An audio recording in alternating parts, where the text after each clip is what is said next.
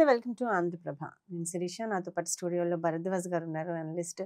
ఈరోజు మనం తీసుకునే టాపిక్ ఏంటంటే విజయ్, టీవీకే అధినేత హీరో విజయ్ నిన్న జరిగిన సంఘటనలో ఒక విషాద సంఘటన. పార్టీ కార్యక్రమం నేపథ్యంలో దగ్గరగా 40 మంది వరకు చనిపోయిన సంఘటన. అలాగే 18 మంది మహిళలు గాయపడ్డారు, 10 మంది చిన్నారులు గాయపడ్డారు, ఇంకా 41 మంది గాయాల పాలయ్యారు. దాదాపుగా 100 మంది వరకు హాస్పిటల్ పాలైన పరిస్థితి.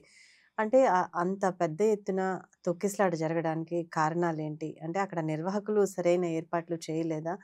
అసలు ఏం జరిగింది దీని వెనక? అంతకుముందు ఒక 20 డేస్ బ్యాక్ ట్వీట్ చేసిన ఆనంద్ అనే ఒక వ్యక్తి ట్వీట్ చేశాడు. అంటే నెక్స్ట్ విజయ్ ప్రచార కార్యక్రమంలో భాగంగా 50 మంది కనీసం చనిపోయే అవకాశం ఉంది అని చెప్పి. ఇప్పుడు ఆ ట్వీట్ కూడా వైరల్ అవుతుంది. భరద్వాజ్ గారు ఉన్నారు, దీనిపై అప్డేట్స్ ఏంటో మాట్లాడదాం. సార్ నమస్తే. నమస్తే. సార్, ఒక విజయ్ హీరో, ఒక పార్టీ అధినేత, మనం మామూలుగా న్యూస్లో చూస్తే ఏంటంటే 10,000 మంది సరిపోయే ప్లేస్లో 50,000 మంది 30,000 మందిని పిలిచారు సభకి అని చెప్పి. ఇంత పెద్ద తొక్కిసలాట జరిగింది, ఇంతమందికి ఎంత నష్టం జరిగింది, అసలు ఎలా చూడొచ్చంటారు? అంత కార్యక్రమం చేసేటప్పుడు సరైన ఏర్పాట్ల దిశగా ఎందుకు ప్రయత్నం చేయలేదు? చనిపోయిన వాళ్ళు 40 మంది. అయితే వీళ్ళకి సహాయ కార్యక్రమాలు ప్రకటించడంతో పాటు ప్రభుత్వం విజయ్ మీద, విజయ్ పార్టీ మీద, టీవీకే మీద ఒక విమర్శ చేసింది ఆల్రెడీ. అలాగే ఈయన కూడా పోలీసులు లాఠీ చార్జ్ చేశారు అక్కడ, దానివల్ల జరిగింది అనేది ఈయన చెప్తున్నాడు. అయితే పోలీసుల వైపు నుంచి చెప్తున్నది ఏంటంటే, మేము బందోబస్తు కోసం ఉన్నాం అక్కడ. బందోబస్తు అంటే విజయ్ని సేఫ్ గార్డ్ చేయటానికి ఏర్పాటు చేసినటువంటి బందోబస్తులో ఉన్న వాళ్ళే చాలా మంది ఉన్నారు అక్కడ పోలీసులు. ఇంకొంచెం ఎక్కువ స్టాఫ్ ఉంటే బాగుంటుంది అనేటువంటి ప్రతిపాదన కూడా వచ్చింది వాళ్ళ వైపు నుంచి. ఇంకొంచెం పెంచి ఉంటే అసలు జనాలకు అక్కడికి వచ్చే అవకాశం కూడా ఉండేది కాదు. అంటే అంత ప్రొటెక్టివ్ గా ఉండాలా అంటే, ఇది ఆర్గనైజ్ చేసినటువంటి క్యాడర్, వచ్చినటువంటి జనాలందరినీ వీళ్ళే మొబలైజ్ చేశారు. మొబలైజ్ చేసేటప్పుడు ఆయన ఇన్ టైంలో రాలేదు, దాదాపు 6 గంటలు 7 గంటలు లేట్గా వచ్చాడు. అప్పటి వరకు జనాలు వెయిట్ చేస్తూ ఉన్నారు అక్కడ. వాళ్ళకి సరైనటువంటి ఆహారం అందించటము, లేకపోతే మంచినీరు ఏర్పాట్లు ఇవి కూడా సరిగా జరగలేదు అక్కడ. ఆ చిరాకులో కూడా జనాలు ఉన్నారు. ఆ చిరాకులో ఉండి, అంటే జనరల్గా జనాలు మొబలైజ్ చేసినటువంటి ఆర్గనైజర్స్ ఎవరు అనేది ఇప్పుడు బయటకు తీసుకురావాల్సినటువంటి అవసరం ఉంది. చనిపోయిన వాళ్ళు ఏ ఏ ప్రాంతాలకు చెందిన వాళ్ళు, అలాగే ఏ ఏ ప్రాంతాల నుంచి అక్కడికి ఆర్గనైజ్ చేశారు, ఆర్గనైజ్ చేసినటువంటి వాళ్ళు ఎవరు అనేది తీసుకుని వాళ్ళ మీద 302 పెట్టాల్సినటువంటి అవసరం అయితే ఖచ్చితంగా ఉంది. అంటే ఇది పార్టీ ఒక రోడ్ షో చేసుకుంటూ వెళ్ళటం అప్పుడు జనాలు ఎక్స్పెక్ట్ చేస్తారు లేట్ అవుతుందని. అందులో ఇతను హీరో కాబట్టి సార్ ఎక్కువ మంది హీరోని చూడటానికి వస్తారు. వచ్చినప్పుడు రోడ్ షో అయితే జనాలు ప్రిపేర్డ్ గా ఉంటారు. వాళ్ళు ఏదో వెహికల్ మీద అలా రోడ్ మీద వెళ్ళిపోతూ ఉంటారు, చేతులు ఊపుతారు, అయిపోతుంది. అది కాదు, ప్రత్యేకంగా ఏర్పాటు చేసినటువంటి సభ అన్నప్పుడు ఇన్ టైంలో ఉండాలి. ఆయన ఇన్ టైంలో ఉండి సాధ్యమైనంత తొందరగా ముగించుకుని వెళ్ళిపోతే ఆ తర్వాత ఇలాంటి దారుణాలు జరగవు. రెండోది, ఆ గ్రౌండ్ కెపాసిటీ ఎంత అనే దాన్ని అంచనా వేసుకుని ఎంతమందిని మనం ఆర్గనైజ్ చేయాలి అనేది కూడా ప్లాన్ చేసుకోవాలి. అంటే తనని చూడటానికి వచ్చేవాళ్ళు ఉంటారు ఆ ప్రాంతంలో. యాక్చువల్ గా చిన్నపిల్లలు, మహిళలు కూడా ఎక్కువ మంది, ఎక్కువ పెద్ద సంఖ్యలో లేదు, ఆర్గనైజ్ చేసేటప్పుడు ఫ్యామిలీసే వస్తాయి. ఫ్యామిలీస్ నే అంటే ఒక్కొక్క పేటలో మాట్లాడేస్తారు వీళ్ళు ముందే. అక్కడ వెహికల్స్ పెడతారు, ఆ వెహికల్ లో తీసుకొచ్చి ఇక్కడ దింపుతారు, తీసుకెళ్లే వరకు వాళ్ళదే బాధ్యత. జనరల్ గా ఏ సభకైనా ఇదే జరుగుతుంది. డబ్బులు ఇస్తారు, ఆహార పొట్లాలు ఇస్తారు, ఇవన్నీ నడుస్తాయి. దాంతోపాటు లిక్కర్ సరఫరా కూడా జరుగుతుంది వాళ్ళకి.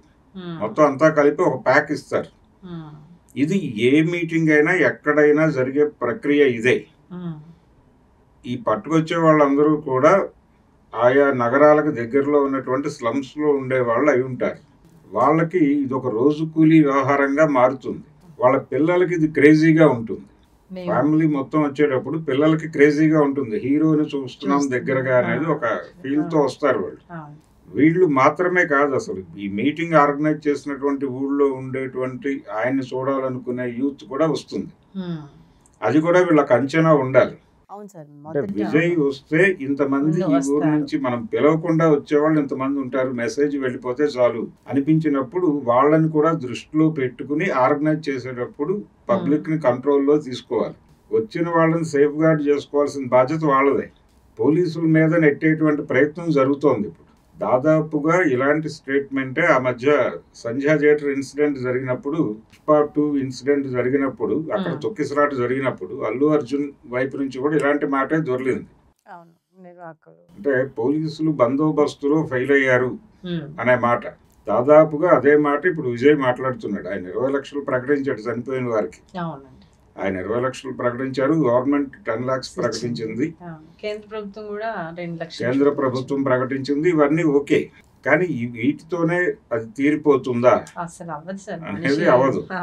కాబట్టి ఇలాంటివి జరగకుండా ఉండాలి. సంధ్యా థియేటర్ ఇన్సిడెంట్ కూడా నిజానికి అక్కడికి అల్లు అర్జున్ వస్తాడు అని స్పెక్యులేట్ చేయడం ద్వారా చాలా మంది లోకల్స్ వచ్చేసారు.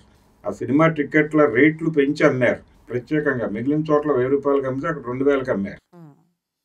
2000కి కొనుక్కున్నాం మేమని ఆ భర్త గారు చెప్పాడు. ఆ చనిపోయిన భర్త చెప్పాడు. కాబట్టి అదొక మూడ్ క్రియేట్ చేస్తారు. ఒక పానిక్ సిచ్యుయేషన్ వీళ్ళే క్రియేట్ చేస్తారు. సినిమా వాళ్ళకి ఏంటంటే విజయ్కి ఆ మీటింగ్ ద్వారా ఒక పొలిటికల్ శబ్దం చేయాలనుకున్నాడు. ఆయన చేయాలనుకుని ఇంతమంది మొబలైజ్ అయ్యారా లేదా అనేది చెక్ చేసుకున్న తర్వాతే వచ్చాడు ఆయన. అందుకని ఆ టైం తీసుకున్నాడు. ఆ టైం తీసుకోకుండా ఆయన ఇన్ టైం వచ్చేసి ఉంటే జనాలు ఎనర్జెటిక్ గా ఉండేవాళ్ళు. ఈ హడావిడి జరిగేది కాదు. రెండోది, తీసుకొచ్చిన ప్రతి వాళ్ళు తను తీసుకొచ్చినటువంటి వాళ్ళని దగ్గర కూర్చోబెట్టుకుని వాళ్ళ మూమెంట్స్ని కంట్రోల్లో పెట్టుకుని ఉండాలి. అది జరగలేదు. అక్కడ వదిలిపెట్టేశారు అంతే. దాంతో వీళ్ళందరూ మూవ్ అయ్యారు. వేదిక దగ్గరికి జనాలు రాకుండా ప్రొటెక్షన్ ఏర్పాటు చేసుకున్నారు. కొన్ని సందర్భాల్లో ఏం జరుగుతుందంటే ఇలాంటి మీటింగ్స్ జరిగినప్పుడు ఆ దగ్గరలో ఉండేటువంటి ట్రాన్స్ఫార్మర్లో ఏవో ఒకటి ఎక్కేస్తారు జనాలు. గోడ ఎక్కుతారు, ట్రాన్స్ఫార్మర్లు ఎక్కేస్తారు. ప్రజారాజ్యం అనౌన్స్మెంట్ చేసేటప్పుడు తిరుపతిలో చిరంజీవి గారు ట్రాన్స్ఫార్మర్లు ఎక్కేశారు జనాలు. మొన్న కూడా సార్ పవన్ కళ్యాణ్ గారు మాట్లాడేటప్పుడు ఒక అతను పైన ఎక్కితే స్టేజ్ మీద నుంచి నువ్వు దిగే వరకు నేను మాట్లాడినమ్మా, నెమ్మదిగా దిగు, తింపండి అని చెప్పి ఒక 10 సార్లు అనౌన్స్ చేసి. అంటే ఈ జాగ్రత్తలు తీసుకోవాలి. జనాలు పానిక్ గానే ఉంటారు. ఉన్నప్పుడు వాళ్ళని కంట్రోల్ చేయాల్సినటువంటి బాధ్యత తీసుకొచ్చిన వాళ్ళతో పాటు ఆ పార్టీ నిర్వాహకులుగా, సభ నిర్వాహకులుగా అందరి మీద ఉంటుంది. ఈ రెస్పాన్సిబిలిటీ వాళ్ళు ఫీల్ అవ్వాలి అంటే ఖచ్చితంగా గవర్నమెంట్ ఇప్పుడు పరస్పరం నిందలేసుకోవడం కన్నా కూడా ఇమ్మీడియట్గా ఒక దర్యాప్తు జరగాలి. కేసులు పెట్టాలి వీళ్ళ మీద. కేసులు పెట్టడం అంటే జనరల్గా ఎలా జరుగుతుందంటే ఇది దొమ్మి వ్యవహారంగా మారుతుంది. ఇంటెన్షనల్ మర్డర్ని కూడా దొమ్మి అని చెప్పి మన వాళ్ళు కేసులో నుంచి తప్పించుకునే ప్రయత్నం చేస్తారు చాలా సందర్భాల్లో. కాబట్టి ఇది దొమ్మి వ్యవహారం కాదు, ఇది ఆర్గనైజర్స్ ఫెయిల్యూరు. అక్కడ ప్రభుత్వ అధికారులు కూడా బాధ్యత ఉంటుంది కదా సార్. ఆ పర్మిషన్స్ ఇచ్చిన నిర్వాహకులకి ఉంటుంది. వాళ్ళతో పాటు ఇప్పుడు ముందు ఒక ఎంఆర్ఓ కానీ లేదా దానికి సంబంధించిన వాళ్ళు కానీ ఎంతమంది జనం వస్తున్నారు, ఏంటి భద్రతా ఏర్పాట్లు అన్ని చూసేది ప్రభుత్వ అధికారులే కదా. అవును, పోలీస్ డిపార్ట్మెంట్ నుంచే పర్మిషన్ వస్తుంది. పోలీస్ డిపార్ట్మెంట్ ఆల్రెడీ చెప్పేసింది మేము ఇంతమందిని బందోబస్తుగా పెట్టాము అని. బందోబస్తు చాలలేదు అనేది ఒక విమర్శ. రెండోది లాఠీ చార్జ్ చేశారు అనేది ఇంకొక విమర్శ. లాఠీ చార్జ్ జరగలేదు, కాకపోతే వచ్చిన జనాలను అదుపు చేసే ప్రయత్నం చేసాం. వేదిక మీదకి వచ్చే వేదిక వైపు దూసుకొచ్చేటువంటి జనాల్ని కంట్రోల్ చేసే ప్రయత్నం జరిగింది అనేది పోలీస్ వర్షన్. వాళ్ళు చెప్పేశారు, ఆల్రెడీ అయిపోయింది. ఇప్పుడు వాళ్ళకంటే కూడా తీసుకొచ్చినటువంటి నిర్వాహకులు, సభని ఆర్గనైజ్ చేసే వాళ్ళదే బాధ్యత, ప్రధానమైనటువంటి బాధ్యత. ఆ జనాలకు సంబంధించి ఎవరైతే వాళ్ళ ఇళ్లలో నుంచి వాళ్ళని పట్టుకొచ్చారో వాళ్ళే ఈ మరణాలకి బాధ్యత వహించాల్సి ఉంటుంది. విజయ్ కూడా ఇమ్మీడియట్ గా స్పందించలేదు. ఇక్కడ ఇంకో విషయం ఏంటంటే చాలా మంది ట్వీట్ చేస్తుంది, వెంటనే ఎయిర్పోర్ట్కి వెళ్ళిపోయారు, కనీసం క్షతగాత్రులకి వచ్చి నేనున్నాను అని కల్పించడం కానీ అలాంటివి జరగలేదు. ట్వీట్ చేశారు అని చెప్పి వెళ్ళిపోయిన చాలా సేపటికి ఆయన దుఃఖంలో ఉన్నాను, గొంతు పూడుకుపోయింది, ఇలాంటి పదాలు వాడుతూ ఒక ట్వీట్ చేశాడు. కానీ అది కాదు చేయవలసిన పని. అక్కడ ఉండి దాన్ని అక్కడ ఏం జరుగుతోంది అనేది ఆయన స్వయంగా పర్యవేక్షించాల్సినటువంటి అవసరం ఉంది. అలాగే అధికారులతో కోఆర్డినేట్ చేయాల్సినటువంటి అవసరం ఉంది. పుష్ప ఇన్సిడెంట్ లో కూడా అర్జున్ చేసింది అదే. ఆయన ఇమ్మీడియట్ గా వెళ్ళిపోయాడు అక్కడి నుంచి. అంటే సినిమా అయిన తర్వాత చూస్తానన్నాడు. పోలీస్ ఆఫీసర్స్ వచ్చి పిలిస్తే సినిమా అయిపోయాక మాట్లాడదామని, సినిమా అయిపోయాక ఆయన వెళ్ళిపోయాడు. అలా కాకుండా ఇన్సిడెంట్ జరిగిందని తెలియగానే రియాక్ట్ అయి అతను ఇమ్మీడియట్ గా రంగంలోకి దిగి ఉంటే అక్కడ దాకా అరెస్ట్ దాకా జరిగి ఉండేది కాదు. దాదాపుగా అంటే సినిమా వాళ్ళ మీద క్రేజ్ ఉంటుంది, ఆ క్రేజ్ వాళ్ళు కోరుకుంటారు. తన మీద క్రేజ్ ఎంత ఉందో ఒక కొలబద్దలాగా ఈ ఇన్సిడెంట్ ని వాడుకునే ప్రయత్నం కూడా చేయొచ్చు. జనరల్ గా పాలిటిక్స్ లోకి వచ్చినటువంటి సినిమా వాళ్ళు జనాలకు అలవాటు పడటానికి వాళ్ళతో ట్రావెల్ అవుతారు. ఆ ట్రావెల్ అవటం ద్వారా అది పోతుంది. అంటే వాళ్ళ మీద సినిమా యాక్టర్ గా ఉండేటువంటి ఆ ఇమేజ్ పొలిటీషియన్ గా మారాడు అనేది వాళ్ళకి డైజెస్ట్ అవ్వాలి. ఆ డైజెస్ట్ చేయడానికి కొన్ని లిమిటెడ్ ఏరియాల్లో తిరగాలి వాళ్ళు. ఎంజీఆర్ చేసింది అదే. ఎంజీఆర్ మొదటి నుంచి జనంతోనే ఉన్నాడు. ఆయన కోసం ప్రత్యేకంగా జనాలు పరిగెట్టుకుని వచ్చే పరిస్థితి కాదు, ఆయనే వెళ్ళేవాడు. అది రావాలి, ఆ వాతావరణం రావాలి, తను జనంతో మింగిల్ అవ్వాలి. అంతే తప్ప ఓ మీటింగ్ పెడితే దానికి జనాలు వచ్చేసి దాన్ని కొలబద్దగా చూపించి సినిమా క్రేజ్, ఈ క్రేజ్ మీద మనం కథ నడుపుదాము, ఏదో ఈ మీటింగ్ ద్వారా ఒక పెద్ద శబ్దం చేద్దాము, ఇలాంటి ప్రోగ్రామ్స్ అన్ని పెట్టుకున్నాడు ఆయన. ఈ ప్రోగ్రామ్ జరుగుతోంది, ఇలా ఈ లెవెల్లో మొబిలైజ్ చేస్తున్నారు, ఆ డయాస్ కెపాసిటీని మించి జనాల్ని వాళ్ళు క్రౌడ్ పుల్లింగ్ చేస్తున్నారు అనేది అర్థమైన తర్వాత చాలా మందికి ఏదో జరగబోతోంది అక్కడ అనేటువంటి అనుమానాలు వచ్చినాయి. ఈ అనుమానాల నుంచి వచ్చిన ట్వీటే ఇందాక మీరు చెప్పింది. అంటే ఈ ప్రెడిక్షన్ ఉండాలి, పొలిటీషియన్ కూడా ఉండాలి. రాజకీయ నాయకుడు అయినా ప్రజలు తను ఆర్గనైజ్ చేస్తున్నాడు, లోకల్ క్యాడర్తో రెగ్యులర్ టచ్లో ఉండాలి ఎప్పటికప్పుడు. దాని కెపాసిటీ అంతా ఎంతమందిని తరలిస్తున్నారు, లోకల్గా వచ్చేవాళ్ళు ఎవరు, లోకల్గా అంటే తను వస్తున్నట్టుగా మార్నింగే చెప్పేశాడు. వస్తున్నట్టుగా పబ్లిక్ డొమైన్లో రకరకాల ప్లాట్ఫామ్స్లో సర్క్యులేట్ అయిపోయింది, వాట్సాప్ గ్రూపుల్లో వేశారు. దాంతో లోకల్ విజయ్ ఫ్యాన్స్ కూడా తరలి వెళ్ళింది అక్కడికి. వాళ్ళు వీళ్ళు కలిసి అక్కడ ఒక ఒత్తిడి వాతావరణం నెలకొంది. దీనికి పూర్తి బాధ్యత ఆ పార్టీ తీసుకోవాల్సినటువంటి అవసరం ఉంది. ఈ పార్టీకే ఒక కన్ఫెసివ్ స్టేట్మెంట్ రావాలి అక్కడి నుంచి. అది తప్ప మిగిలినవన్నీ మాట్లాడుతున్నారు వీళ్ళు. ఇది నిజంగానే పొలిటికల్గా ఒక రకమైన డ్యామేజే.